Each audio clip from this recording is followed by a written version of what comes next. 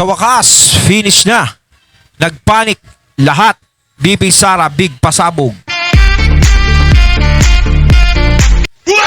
Ayan, syempre itong balitang ating matutunghayan ngayon ay nagbula kay Pinas News Portal.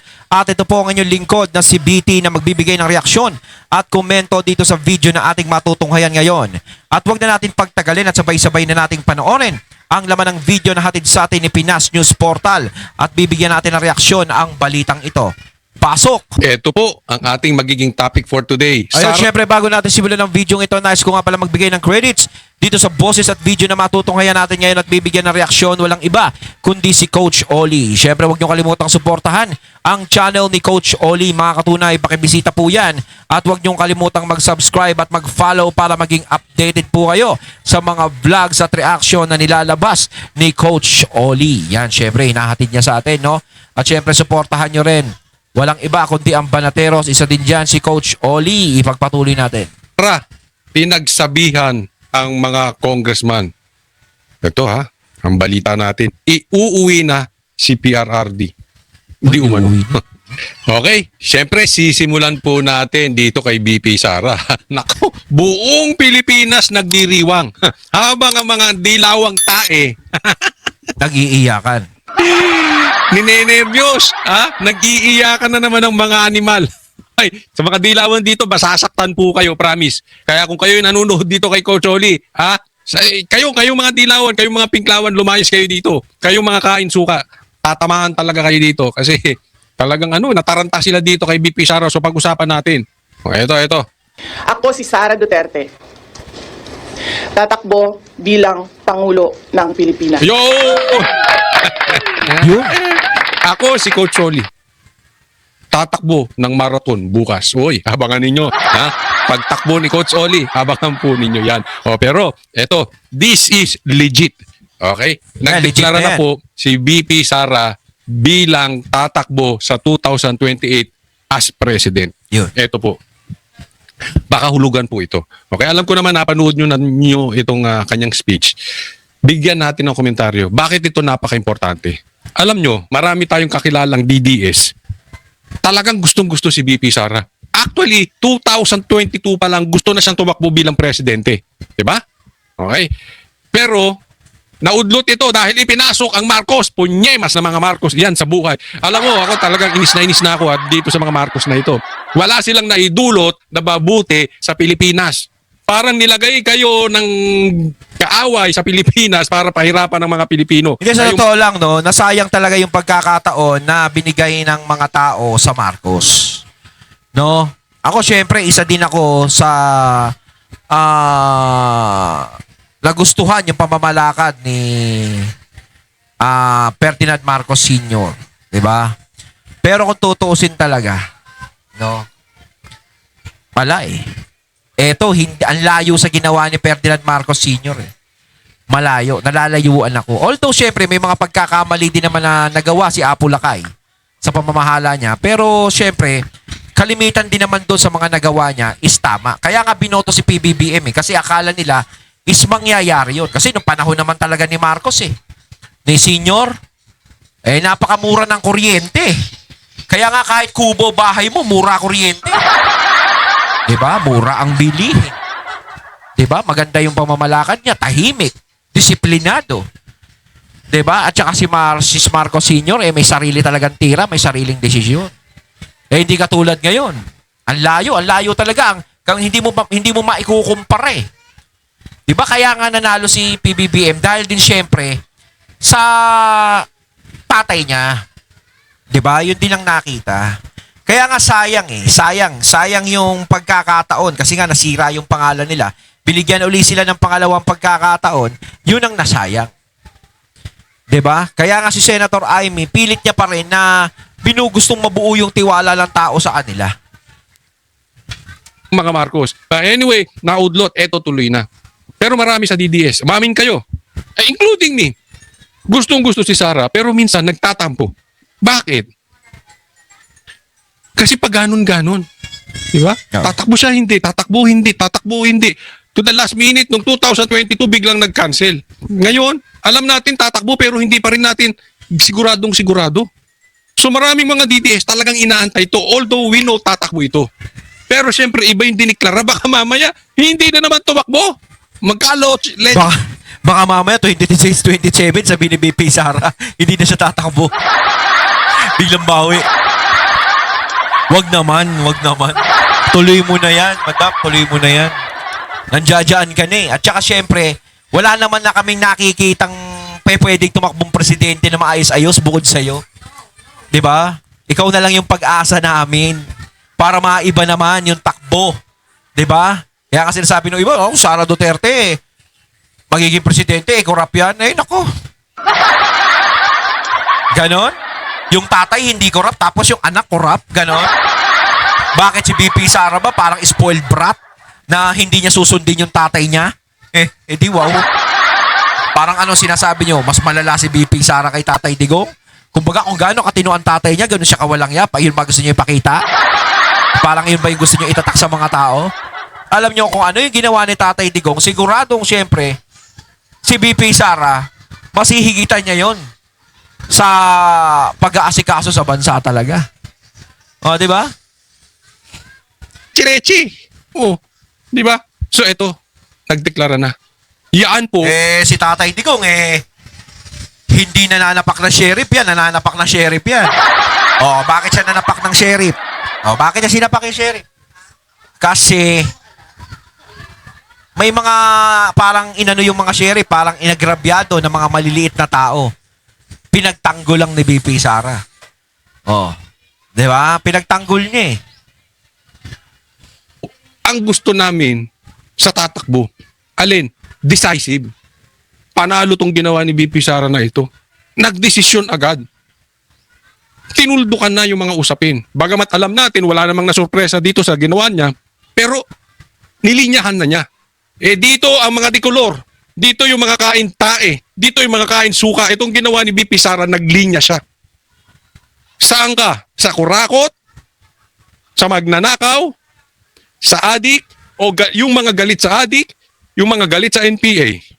Ito ang linya ni BP Sara. Kaya nga ayaw nila kay BP Sara. Mahigit 2 taon bago ang eleksyon 2028, idineklara na ni Vice President Sara Duterte ang intensyong tumakbo sa pinakamataas sa posisyon ng bansa. Sabi ng bise, kinailangan niya ng 47 taon para maintindihan na ang kanyang buhay ay hindi lamang para sa kanya. Unang umugong ang Okay? This is I'm very, very proud of. At paulit-ulitin ko po sa inyo. Hindi namin sinuportahan si Bongbong Marcos. Ang Banateros hindi sumuporta kay Bongbong Marcos. Nakinig kami kay PRRD. And we prove it. Tama yung aming desisyon. But anyway, nandito na tayo. Di ba? Maraming nagsasabi, bakit ang aga mag-announce ni BP Sara? Hindi naman okay lang yun. Maaga din naman nag-a-announce yung iba eh. Yung iba nga may vice president eh. 2 years and 3 months pa bago 2028 election ba't siya nag-announce. Maraming nagsasabi, ganito, ganyan, ganito, ganyan. Pero ang pinakadahilan dito, pakinggan po natin, ito ay napaka-importante. Maraming nagsasabi na yung mga front runner, yung mga nangunguna sa eleksyon, mataas sa survey, tapos unang nag-announce, lahat po talo. Kaya bakit maaga nag-announce si Sara? Bakit siya nanguna?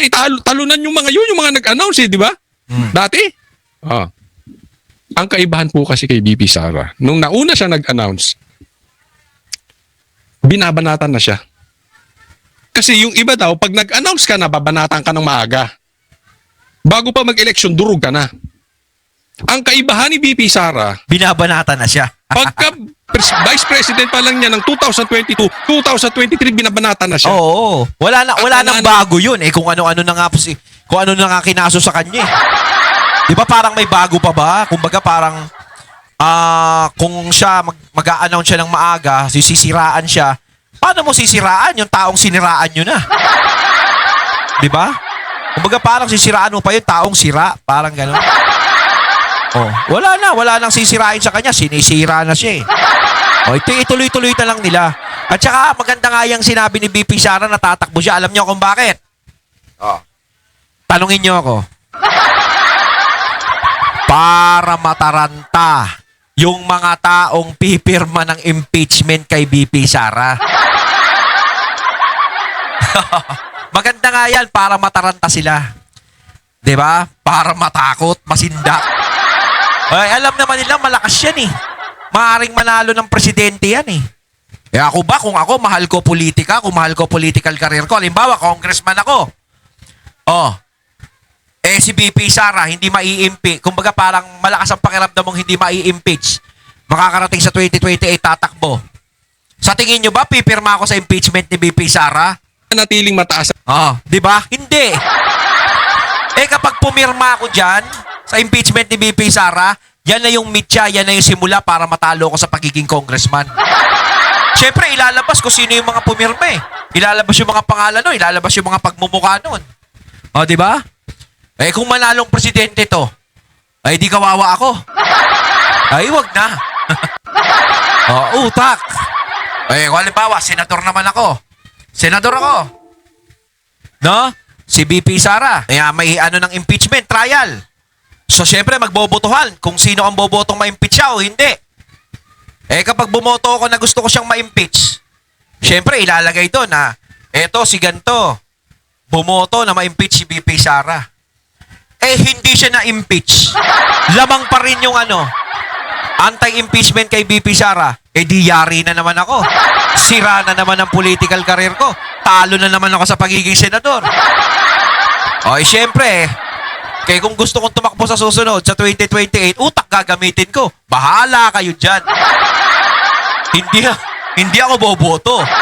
Oh, doon na ako sa no to impeachment. Ah, 'di ba? Pero kung ikaw, gusto mo nang sirain yung political career mo, ay di bumoto ka ng impeach BP Sara. Oh, 'di ba? Ganun lang 'yan. Sa survey. Nakita nyo yung difference? Ibig sabihin, yung mga blows kay BP Sara, walang epekto. Oo, wala. Bakit? Wala talaga. Bukod sa siya Duterte, bukod sa marami siyang nagawa, dahil sa mamang ito, nakatulong. Bakit mataas si BP Sara? Dahil sa mamang ito, si Bongbong Marcos. Dahil sa sobrang sama ng panunungkulan nito si Bongbong Marcos. Kahit anong tira kay BP Sara, mataas pa rin sa survey. Kaya iba po ito si BP Sara compared dun sa mga natalo na binanatan ng maaga. Pangalan ni Inday Sara sa isang presidential race noong 2022 bagaman tumakbo lang sa pagkabise ni Pangulong Bongbong Marcos. Ang pakikipagtambalan niya kay Marcos, hiningi niya ng paumanhin ngayon. Mga kababayan, humihingi ako ng paumanhin. Patawad kung tinulungan ko mahalal si BBM bilang Pangulo ng ating bansa. Yon, masakit yan. Tinulungan niya. Humingi siya ng tawad dahil tinulungan niya si Bongbong Marcos maging Pangulo. Hiniling niya sa taong bayan, Claire, wag mong iibahin yun. Hindi sinabi ni Sara na siya ang nagpanalo kay Bongbong. Ang sinabi ni Sara, Tinulungan. dahil tinulungan Isa niya si siya naging Bongbong. instrumento. Okay, Claire, maliwanag yun, wag kang fake news. Pero, katanga mo na lang. Kung hindi mo alam na ang talagang nagpanalo kay Bongbong si Sara. Hindi nga nanalo kay Lenny yan eh. Tandaan nyo ha. Kaya nga pinipilit ni Claire Castro na si BP Sara hindi niya na ipanalo si BBM. Pero kung ididilat niya yung mga mata niya, malalaman niya yung katotohanan. Alam naman natin kaya gumaganyan si Castro eh. Dahil syempre, alam naman natin, yan ang trabaho niya eh. Kaya nga siya pinapasweldo ng Malacanang, yan ang trabaho niya eh. Idepensa ang dapat idepensa. Kasi sa totoo lang, uulitin natin dito, 31 million bumoto kay BBM. Bumoto sa kanya 31 million. Nasaan na yung kalahati nung naglaban sila ni Lenny ng Vice President? Bakit 15 million o 16 million lang ang lumabas doon sa boto? 14 million, 15. Diba? Bakit hindi nag-31 million nung panahon na yon? Diba? Bakit? Kaya nga sabihin ko dito eh, gusto ba ng mga tao boboto yung 31 million na yon kapag tumakbo siya ng presidente? Hindi sila boboto kasi vice president lang itatakbuhan ni BBM? Ganun ba yun? Diba? ba? Dapat kung saan kumandidato si BBM, dun sila susuporta. Kahit sabihin mong vice president siya, kung 31 million o 30 million, kahit nga sumampa lang ng 25 million, hindi umabot. Oh. Di ba? Eh simula nung nagtandem sila ni Sara Duterte, pumutok ng 31 million. Di ba? Vice President, hindi nanalo kay Lenny yan si Bongbong. Oo, na ng natalo tao siya sa kay Lenny. Pilipino sa mga Marcos. Nabuhay lang naman ulit siyang Marcos dahil sa Duterte eh. Kaya matibay itong pagsabi niya ng humihingi ako ng tawad sa inyo. Alam niyo po, pinapatawad na namin ikaw, Sara. Kami hindi sumuporta kay Bongbong. At doon sa mga sumusuporta, patawarin nyo na rin si BP Sara. Pero, pangalawa niya na to. Alam nyo kung saan siya unang humingi ng tawad? Noong anniversary ng KOJC. Noong siege na sinugod ng 5,000 pulis ang KOJC. Yung binaboy nila ang reliyon ng KOJC nitong mga lintik na mga pulis na ito. Oo. Etong mga pulis na ito na nambaboy. Eto sa pangunguna ni Torre. May Oh, mga hindi nagsalita pa nga siya nun pulis, pinagsuot ng pulis. Yun ang nakakaasar. Inamin nito ni Torre, Sabi daw, wala pang mga baril, pero may mga baril. suot niya ng pulis, hindi pulis. Bawal po yun. Noong pumasok si BP Sara doon sa siege, nagalit si Torre. Bakit? Humingi siya ng paumanhin sa KOJC at kay Pastor Kibuloy. Dahil hiningi niya na suportahan si Bongbong Marcos. Doon pa lang, na-realize niya na mali yung ginawa niya. Pero ngayon inulit niya. Ipinaliwanag ng bise ang umano'y mitsa ng lamat sa pagitan niya at ng dating katandem sa unit team. Sa unang mga buwan ng aming mga termino, nakita ko na ang kawalan ng katapatan ni Bongbong Marcos Jr. sa mga pangakong binitawan noong kampanya. Hindi ka kasi nakinig sa Banateros. Si PRRD nakikinig sa Banateros. But seriously, nakita niya na ang pagka-fake news ni Bongbong. Doon siya nagka-problema. Diba? Pero kita na natin yun, matagal na. But anyway, hindi po ito para sisihin si Sara. Ito po ay para linawin na tayo ay hindi mabubudol ulit ng isa na namang Marcos. Na hindi tayo mabubudol ulit ng mga walang silbing politiko. Huwag po natin titingnan yung apelido. Wala na, oo. Tingnan ninyo yung nagawa. Madala na kayo. Ano ba ang nagawa ni Bongbong Marcos? Wala. Kung kayo ay matinang, kahit itaas pa ang kamay niya ni PRRD yan si Bongbong, hindi kayo matitinag. Bakit? Nakatingin kayo sa ginawa ni Bongbong. Nakikita nyo po yung alam naman natin, walang nagawa. So, huwag na tayong magpapabudol. Pakiusap lang po, huwag na tayong papabudol. Wala sa na, Marcos. malabo na. Wala na. Pati na sa kanyang sinumpaang tungkulin para sa bayan. June 2024 nang magbitiw si Duterte bilang kalihim ng Department of Education o DepEd. Dahil hindi ko kinaya na maging bahagi ng 2025 national budget na tad-tad ng katiwalian. Yan, taga muna. Putulin natin dyan. Hindi niya kinaya yung tad-tad na pagnanakaw. Ganun na lang, simplihin na natin. Diretsahan na natin. Yung katarantaduhan dyan sa 2025 budget, hindi niya kinaya. Panawagan natin, kayong nakinabang dyan sa 2025 budget, kayo mga pumirma, kayong mga animal kayo, kayong mga magnanakaw dyan sa 2025 budget, kayo, nakinunsinti nyo yan, lintik na 2025 budget na yan, kilabutan kayo. Oo. Diyan sila mga nagsiyaman. Magsalita na kayong isa-isa. Hindi po pwedeng tahimik ka ngayon. Tanga ka ba? Pasensya na, galit ako ngayon eh. Kaya nga gustong-gusto ko itong nagdeklara na si BP Sara. Pero teka, ano, bakit si BP Sara, ang paborito niya talagang kulay, itim, no? Parang pareho lang kami. O, parehong itim ang kulay. Mga paborito. Hindi ka pwedeng tahimik ngayon. Sa panahon ngayon, it's either you are pro-addict or you're anti-addict. Pag nanahimik ka, you are pro-addict. Ganyan kasimple yun. Pinili kong umalis sa kabinete kahit alam ko na mula pa noong 2023 na ang magiging kapalit ay ang aking impeachment. At dahil sa ambag umano sa panalo ng Pangulo, Nangangayayat ka, nakadayat ka ba? inihingi rin ng tawad ng Vice Presidente ang mahal na bilihin, kawalan umano ng Alam nyo kung bakit tumataas ang bilihin? Di ba? Bakit? Sa mga smuggled, animal kayo. Pati bigas smuggled. O, di ba? Sinabi ni Saldi ko yan. Yung pamilya nito mga Marcos. Kasabwat sa smuggling. Naku. Saan ka nakakita? Asukal. Tumaas ang presyo. Di ba? Asukal, sibuyas, bigas at the get-go. Kasi Oo. simula pa lang ng administrasyon ni Bongbong. Yung nung kumakandidato, lahat pabababain no? Para pag may nagsalitang kandidato na pabababain ko yan, expect mo, pag yan naupo, tataas lahat yan. Kaya mas maganda, maghintay na lang tayo ng kandidato na sasabihin niya na lahat ng mga bilihin ay patataasin ko, yun sigurado pabababain. Yung 20 pesos na bigas, parang 20 pesos 1/4.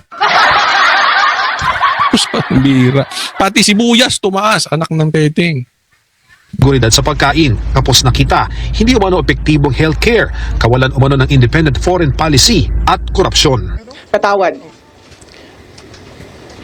Kung hanggang ngayon ay marami pa ring Pilipino ang nalulunod sa baha ng dahil sa malawakang korupsyon. Claire, maraming nalulunod dahil sa magnanakaw. Claire, madaming nalulunod dahil sa magnanakaw. Idinidiin lang natin yan. Hindi lang si Claire. Tito Soto. Pinky Lacson. Mga congressman. Romualdez. Dizon. Kayo. Lahat kayo na hinaharangan nyo ang investigasyon para matukoy kung sino magnanakaw ng ghost projects. Maraming nalulunod. Di ba kayo nakukonsensya? Talaga bang asal animal? Kung nakukonsensya yung mga hindi dapat. Walang mga nangyaring ganyan. Kita nyo naman ngayon kita naman natin na kahit ang mga tao galit na wala talaga silang konsensya, parang wala silang nararamdaman. Talagang parang pinanganak na silang manhid. Na kayo. Dito sa Pilipinas, umiiwas ang mga politiko na magdeklara ng maaga ukol sa kanilang mga plano sa eleksyon sa pangambang siraan sila ng mga kalaban sa politika. Pero sa Yun yung sinasabi natin, iba po Oo, yung wala na Sara. sisirain kay BP Kasi Sara. nasurvive niya na. Ang Oo, tagal na wala siyang na. binabanaban. ni Vice President Sara Kulang Duterte, na lang nga, ibintang sa kanya yung pagkamatay ng mga bayani. Yun na lang ang kulang Di ba? hindi na ang pagsira sa kanyang pangalan ang pinangangambahan niya, kundi ang kinabukasan ng bansa. May takot ako para sa susunod na henerasyon. Yun. May takot ako para sa mga kababayan nating walang bahay sa ibang bansa. Walang pangalawang pasaporte. Ayan, teka muna. Kayong mga matatapang na gusto makipaggera sa makipaggera sa China. Saka kayo magtapang-tapangan kung hindi dalawa passport nyo. Saka kayo magtapang-tapangan na lumaban sa gera sa China kung kayo ang makikipaglaban. Ang problema sa karamihan sa inyo, mga keyboard warriors, mga animal. Sabi nga ni Robin, wala kayong mga tira. Bakit? Dalawa passport nyo. May bahay kayo sa ibang bansa. Oo. Yung mga anak ninyo, pamilya nyo nasa ibang bansa. Katulad nyo mga Kaya duwag. nga mga tanga Di ba? Sinasabi nila, gera na, gerahin na yan China. O pag sinabi mong hindi dapat gerahin ng China, sabihin anti-China, pro-China ka. Sa totoo lang, alam niyo ba yung salitang gera? Kapag nagkaroon ng gera sa bansa natin, alam niyo kung sino maapektuhan? Hindi naman yung mga mayayaman, kasi yung mga mayayaman, may mga bahay sa ibang bansa yan Pwedeng doon na pumunta yung mga yan, doon na magtaguyan, kahit bombahin yung mga bahay nila dito sa Pilipinas, okay lang sa kanila. Sino mga kawawa? Yung mga nasa middle class. Yung pababa. 'Di ba? Yun ang mga kawawa talaga. Sila yung maaapektuhan, yung mga inosente. Dapat iniisip nila yung kalagayan ng mga inosenteng tao. Okay lang sana kung sa isang battleground lang sila maglalaban na hindi madadama yung mga taong inosente. Syempre, lahat yan. Kapag nagbagsak ng bomba yan, lahat sama-sama na yan. Hindi ko sinasabi yung mga OFW yung duwag Etong mga opisyal natin, na hamon ng gera sa China, Oo. dahil yung pamilya nila nasa ibang bansa. Dahil dalawa ang passport. Dahil hindi naman makikipaglaban. Oo. Bakit? Pag nagkagera, lipad lang sila. Sinong kawawa? Tayo. Oo. Na walang bahay sa ibang bansa. Kaya mga baklayang mga animal na yan. Bakla kayo. Sinasabi ko na sa inyo, kayong mga, ang tatapang nyo sa China. Dalawa naman passport mo. Ayun, at ating natungayan ang video na nagmula kay Pinas News Portal. At syempre natungayan natin ang boses at video na yun na binigyan natin ng reaksyon na nagmula kay Coach Oli. Kayo mga katunay, ano masasabi nyo tungkol dito? Comment lang po kayo sa comment box. So once again, I'm BT and I'm out. Peace.